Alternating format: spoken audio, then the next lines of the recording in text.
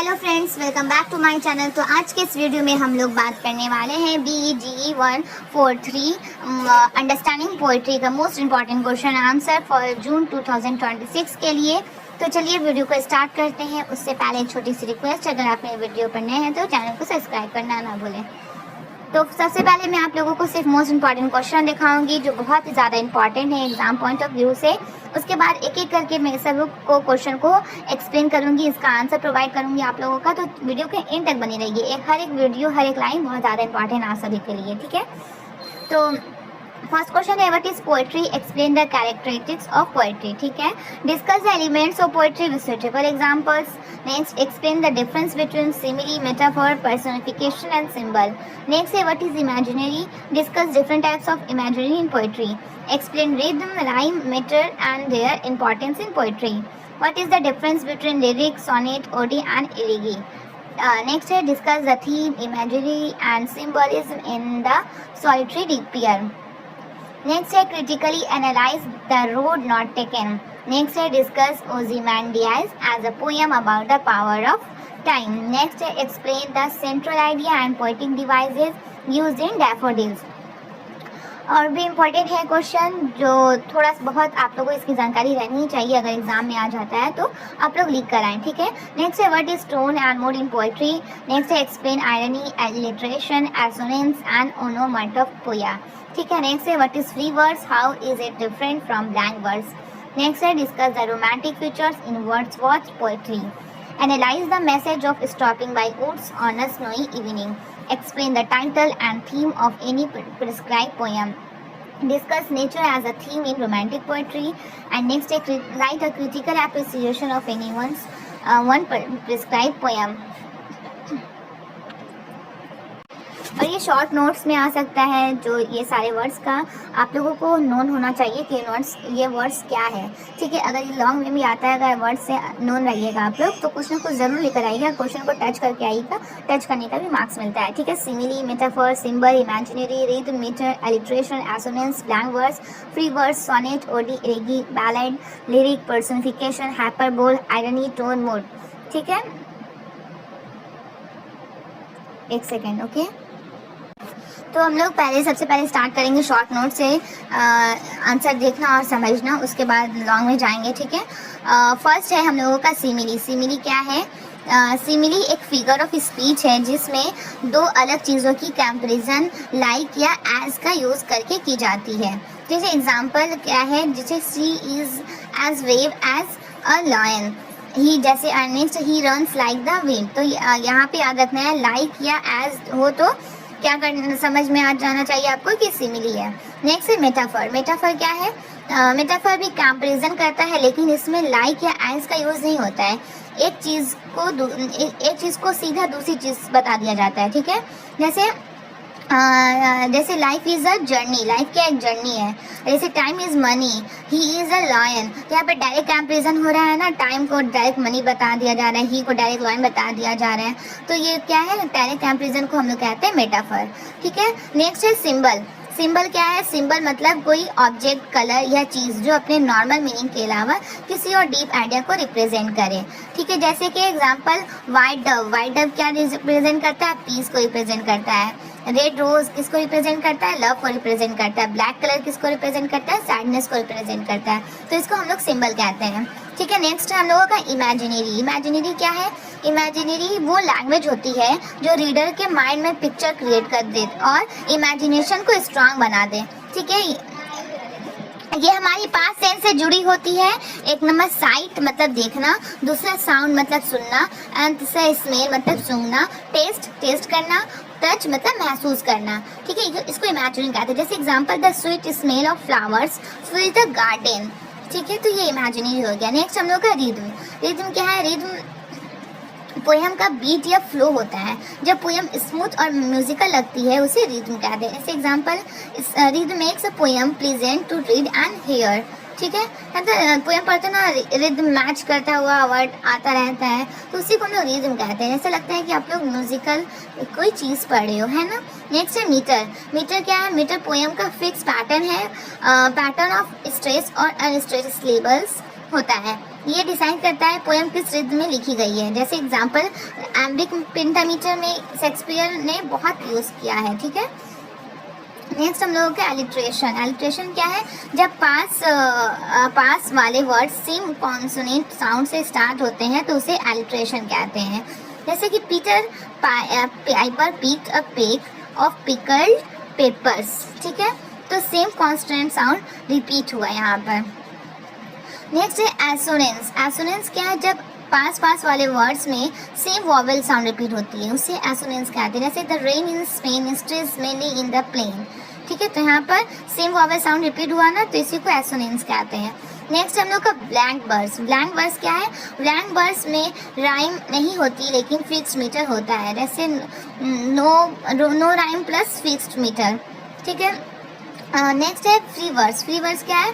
Free verse में ना rhyme होती है ना फिक्स मीटर, पोइट अपनी मर्जी से लिखता है, no rhyme no meter, okay.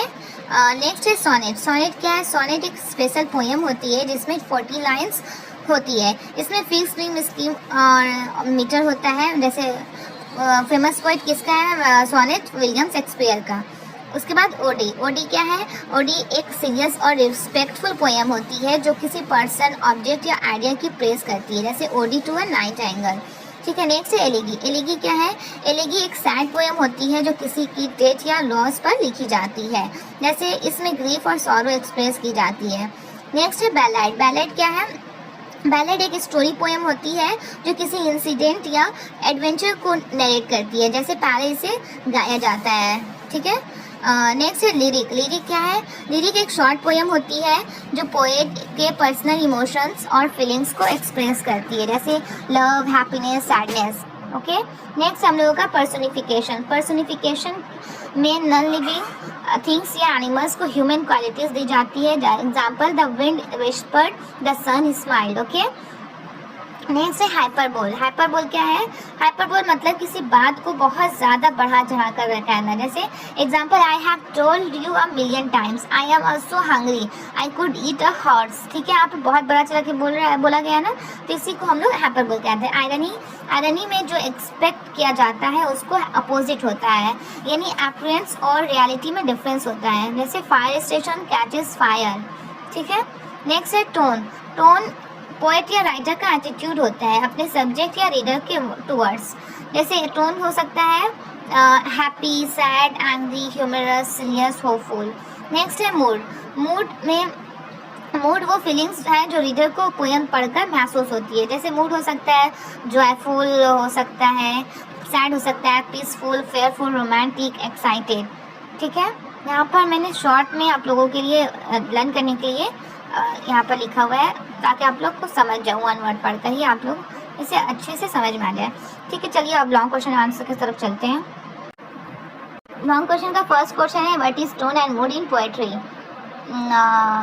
Tone और मूड पोएट्री के दो इम्पॉर्टेंट लिटरेरी एलिमेंट्स होते हैं। टोन का मतलब है पोएट का एटीट्यूड या फीलिंग्स अपने सब्जेक्ट या रीडर के टुवर्ड्स।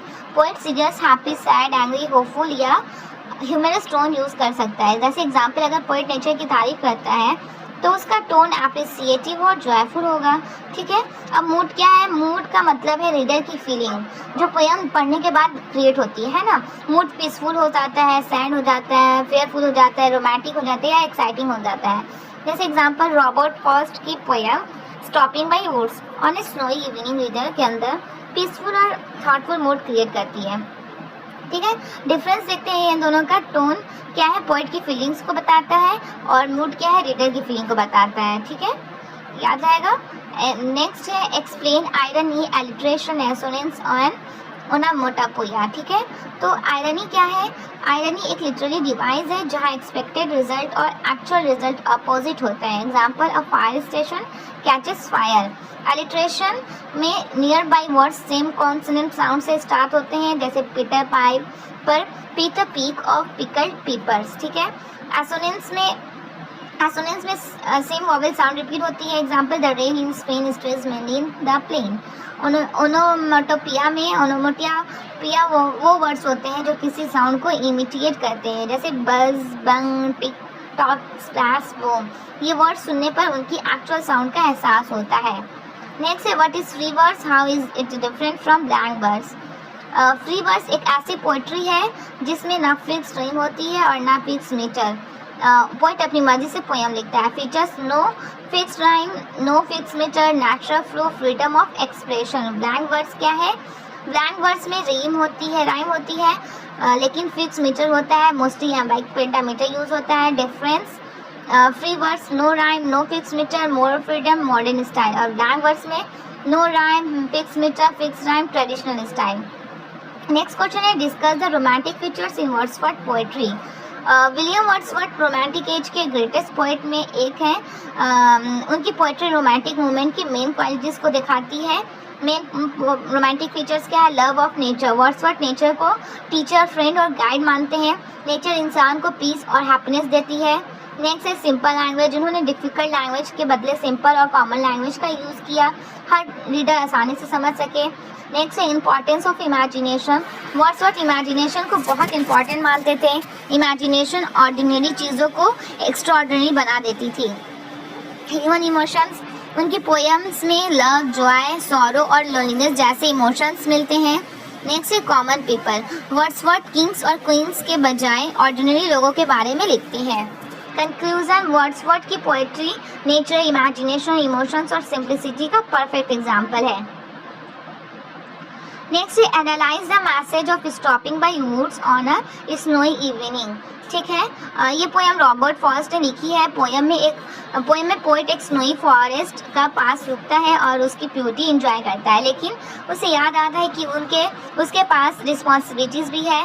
मेन मैसेज क्या है इसका? नेचर इज ब्यूटीफुल है और हमें पीस देती है, लेकिन सिर्फ ब्यूटी में खो जाना सही नहीं है। लाइफ में रिस्पॉन्सिबिलिटीज़ और प्रोमिसेस भी इम्पोर्टेंस होते हैं। पोएम का फेमस मैसेज है प्रोमिसेस को कंप्लीट करो और लाइफ में आगे बढ़ते रहो। Last line, and miles to go before I sleep. यहाँ स्लीप का मतलब सिर्फ सोना नहीं बल्कि लाइफ के एंड यानी डेथ भी माना जाता है। नेक्स्ट है explain the title and theme of any prescribe poem. जैसे टाइटल बिल्कुल सुटेबल है क्योंकि पोएम एक ट्रैवलर के ऊर्ट्स के पास रुकने की सिचुएशन को बताता है। ये टाइटल रीडर की क्यूरियोसिटी भी बढ़ाता है। थीम क्या है? पोएम का मेन थीम है beauty of nature, peace, responsibility, duty, life journey. Nature हमें अट्रैक्ट करती है लेकिन हमें अपनी रिस्पॉन्सिबिलिटी नहीं भूलनी चाहिए। ठीक है, नेक्स्ट क्वेश्चन है हम लोगों का discuss nature as a theme in romantic poetry. Nature romantic poetry का सबसे इम्पॉर्टेंट थीम है। रोमांटिक पोएट्स नेचर को सिर्फ ब्यूटीफुल सीनरी नहीं मानते, वो नेचर को टीचर, गाइड और फ्रेंड मानते हैं। वर्ड्सवर्थ के अकॉर्डिंग नेचर इंसान को मोरल वैल्यूज़ और हैप्पीनेस सिखाती है। नेचर इमेजिनेशन को स्ट्रांग बनाती है। नेचर स्ट्रेस को कम करती है और इनर पीस देती है। रोमांटिक पोएट्स बिलीव करते हैं कि नेचर के क्लोज रहकर इंसान बेटर लाइफ जी सकता है, इसलिए रोमांटिक पोएट्री में माउंटेन्स, रिवर्स, फ्लावर्स, बर्ड्स और फॉरेस्ट का बहुत यूज़ हुआ है। ठीक है, नेक्स्ट है write a critical appreciation of any one prescribe poem, जैसे the road not taken. Okay, जैसे ये पोएम रॉबर्ट फॉस्ट की फेमस पोएम है। इसमें नेचर एक मिनट, हाँ, स्टॉपिंग माई ओट्स में यहाँ पर the road not taken poem, लेकिन यहाँ पे आप लोगों को stopping my oats on a snowy evening के बारे में बता रही हूँ। ओके, तो इसमें नेचर की ब्यूटी और ह्यूमन रिस्पॉन्सिबिलिटी दोनों को दिखाया गया है। Theme nature, peace, responsibility, life journey. Language simple, easy और म्यूजिक। नेक्स्ट हम लोग चलते हैं लॉन्ग क्वेश्चन की तरफ। What is poetry? Explain the characteristics of poetry. Poetry एक लिटरेरी आर्ट है जिसमें पोएट अपने थॉट्स, फीलिंग्स, इमोशंस और इमेजिनेशन को ब्यूटीफुल और आर्टिस्टिक लैंग्वेज में एक्सप्रेस करता है। पोएट्री का पर्पस सिर्फ इंफॉर्मेशन देना नहीं होता बल्कि रीडर के इमोशंस को टच करना और इमेजिनेशन को जगाना होता है। कैरेक्टरिस्टिक्स ऑफ पोएट्री क्या है? इमेजिनेशन।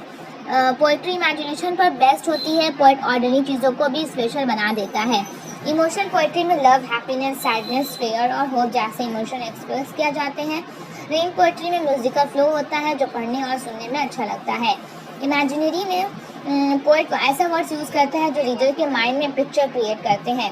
फिगरेटिव लैंग्वेज, पोएट्री में सिमिली, मेटाफोर, पर्सनिफिकेशन और सिंबल जैसे लिटरेरी डिवाइस का यूज़ होता है। फिगरेटिव लैंग्वेज में पोएट्री में सिमिली, मेटाफर, पर्सोनिफिकेशन और सिंबल जैसे लिटरेरी डिवाइसेस का यूज होता है। ब्यूटी ऑफ लैंग्वेज, पोएट्री की लैंग्वेज अट्रैक्टिव, मीनिंगफुल और एक्सप्रेसिव होती है। कंक्लूजन, पोएट्री इमेजिनेशन, इमोशंस और ब्यूटी का परफेक्ट कॉम्बिनेशन है। ये रीडर को सोचने और फीलिंग करने के लिए इंस्पायर करती है। नेक्स्ट है discuss the elements of poetry with suitable examples. Poetry का मेन एलिमेंट्स ये है कि थीम, पोएम का मेन आइडिया ये message. Example the road not taken का थीम चॉइस और डिसीजन है। रिदम, पोएम का बीट या म्यूजिकल फ्लो, राइम, वर्ड्स के एंडिंग साउंड्स का सेम होना, जैसे example sky, fly. Meter, stress और अनस्ट्रेस सिलेबल्स का फिक्स पैटर्न। इमेजिनरी वर्ड्स जो रीडर के माइंड में पिक्चर क्रिएट करे, example golden daffodils dancing in the wind. ठीक है। सिंबल, एक ऑब्जेक्ट जो किसी डीप मीनिंग को रिप्रेजेंट करे, example road is equal to like choices. Tone, poet का एटीट्यूड, मूड, रीडर की फीलिंग्स। ये कंक्लूजन, ये सब एलिमेंट्स मिलकर पोएम को ब्यूटीफुल और मीनिंगफुल बनाते हैं। ठीक है। नेक्स्ट क्वेश्चन है हम लोगों का, explain the difference between simile, metaphor, personification and symbols. Simile क्या है? सिमिली दो चीज़ों की कंपैरिजन, लाइक ये सब तो आप लोगों को एक तो शॉर्ट में पढ़ा चुकी ना ऊपर, उसको अच्छे से आप लोग पढ़ लीजिएगा। बाकी यहाँ पर मैंने अच्छे से एक्सप्लेन किया है इस सबको, ऐसे जस्ट रीड कर लीजिए। अगर वर्ड को अच्छे से समझ जाते हैं आप लोग तो आप लोगों को ये डिफरेंस करने में कोई प्रॉब्लम नहीं है। ओके, तो नेक्स्ट क्वेश्चन है हम लोगों का, what is imaginary, discuss different types of imaginary in poetry. ठीक है। इमेजिनरी क्या है? इमेजिनरी वो लैंग्वेज है जो रीडर के माइंड में पिक्चर या सीनरी एक्सपीरियंस क्रिएट करती है। Types of imaginary, visual imaginary जो हम देख सकते हैं, explain green trees and blue sky. और ऑडिटरी इमेजिनरी जो हम सुन सकते हैं, जैसे एग्जांपल बर्ड सिंगिंग। और ऑल्फैक्टरी इमेजिनरी स्मेल से रिलेटेड, जैसे sweet smell of flowers. Gustatory imaginary taste से रिलेटेड, जैसे sweet mango. And tactile imaginary touch से रिलेटेड, जैसे soft blanket. Conclusion, imaginary poem को रियलिस्टिक और इंटरेस्टिंग बनाती है। नेक्स्ट क्वेश्चन है, explain rhythm, rhyme, metre and their importance in poetry. Rhythm poem का बीट या फ्लो होता है। राइम क्या, सेम एंडिंग साउंड को राइम, ये भी आप लोगों को पढ़ा चुके हैं। ठीक है, ये इसको पढ़ लीजिए और वो वाली जो शुरू में स्टार्टिंग में मैंने समझाया है उसको कई बार सुन लीजिए तो आप लोगों को समझ में आ जाएगा। ठीक है। नेक्स्ट क्वेश्चन हम लोग का, what is difference between lyric, sonnet, ode and elegy. ठीक है, लिरिक भी बता चुके हैं आप लोगों को कि शॉर्ट पोएम जो पर्सनल फीलिंग्स एक्सप्रेस करते हैं उसे लिरिक कहते हैं। सोनेट जो 40 लाइन्स की होती है, जैसे शेक्सपियरियन सोनेट देख लीजिएगा। ओडी प्रेज या एडमायरेशन की पोएम। एलिगी डेट या लॉस पर लिखी गई है, उस सबको हम लोग कहते हैं। यहाँ पर डिफरेंस, यहाँ पर मीनिंग शॉर्ट में मैंने दे दिया है, इसको कर लीजिएगा, पढ़ लीजिएगा। नेक्स्ट है discuss the theme, imaginary and symbolism in the solitary reaper. ठीक है, the solitary reaper William Wordsworth की फेमस रोमांटिक पोएम है। थीम क्या है इसका? Beauty of nature, loneliness, music, memory. Imaginary great poem green valley, lonely girl और sweet song का beautiful picture create करता है। सिंबलिज्म क्या है? सिंबलिज्म रीपर मतलब simplicity of village life, song equal to universal beauty and emotions, nature equal to peace and happiness.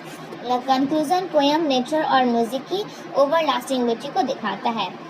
Next है critically analyse the road not taken. ठीक है, ये पोएम रॉबर्ट फ्रॉस्ट ने लिखी है। लाइफ में चॉइसेस और डिसीजन बहुत इंपॉर्टेंट होते हैं, हर डिसीजन फ्यूचर को चेंज करता है, ये इसका थीम है। लिटरेरी डिवाइसेस क्या यूज़ किया गया? सिंबलिज्म यूज़ किया गया, जैसे नोट को लाइव बताया गया, इमेजिनरी और मेटाफर का यूज़ किया गया है। मेन मैसेज क्या है इसका? हर इंसान को अपने डिसीजन खुद लेने चाहिए और उसकी रिस्पॉन्सिबिलिटी एक्सेप्ट करनी चाहिए। ठीक है, ये पोएम इंडिविजुअलिटी और सेल्फ कॉन्फिडेंस का मैसेज देती है। नेक्स्ट क्वेश्चन है, discuss Ozymandias as a poem about the power of time. ठीक है, ओज़िमैंडियास पर्सी वाइसी श्रेणी की फेमस पोएम है। मेरा आइडिया क्या है इसका? टाइम दुनिया की सबसे पावरफुल फोर्स है, चाहे कोई किंग कितना भी पावरफुल हो, टाइम सब कुछ डिस्ट्रॉय कर देता है। थीम क्या है? Power is temporary, pride is meaningless, time is eternal. Message, wealth और पावर हमेशा नहीं रहते लेकिन टाइम सब पर जीत जाता है। कंक्लूजन, पोएम हमें ह्यूमैनिटी और रियलिटी का लेसन देती है। नेक्स्ट है, explain the central idea and poetic devices used in daffodils. ठीक है, डैफोडिल्स विलियम वर्ड्सवर्थ की फेमस रोमांटिक पोएम है। सेंट्रल आइडिया इसका क्या है? नेचर इंसान को हैप्पीनेस, पीस और इंस्पायरेशन देती है। डैफोडिल्स की ब्यूटी पोएट के दिल में हमेशा के लिए बस जाती है। पोएटिक डिवाइसेस, सिमिली का यूज़ किया गया है। पर्सनिफिकेशन क्या यूज़ किया गया है? जैसे पर्सनिफिकेशन क्या, डैफोडिल्स डांसिंग कर रहा है। सिमिली क्या है? Continuous as the stars, imaginary, alliteration, hyperbole, ये सब का इसमें यूज़ किया गया है। मैसेज क्या है इसका? नेचर की ब्यूटीफुल मोमेंट्स हमें लाइफ भर खुशी और इनर पीस देते हैं। कंक्लूजन, डैफोडिल्स रोमांटिक पोएट्री की बेस्ट एग्जांपल्स में से एक है। ये पोएम नेचर की ब्यूटी और उसके पॉजिटिव इफेक्ट को बहुत सिंपल और ब्यूटीफुल लैंग्वेज में एक्सप्रेस करती है। तो आई होप फ्रेंड्स कि आप लोगों को ये वीडियो बहुत हेल्पफुल होगी। तो अगर कोई भी डाउट हो और वीडियो पसंद आई हो तो प्लीज़ कमेंट करके आप लोग बताइए, ताकि मुझे खुशी मिले और मैं आप लोगों के काम आ सकूं। ठीक है, तो आज के लिए इतना ही। मिलते हैं नेक्स्ट वीडियो में न्यू टॉपिक के साथ। Best of luck for your exam.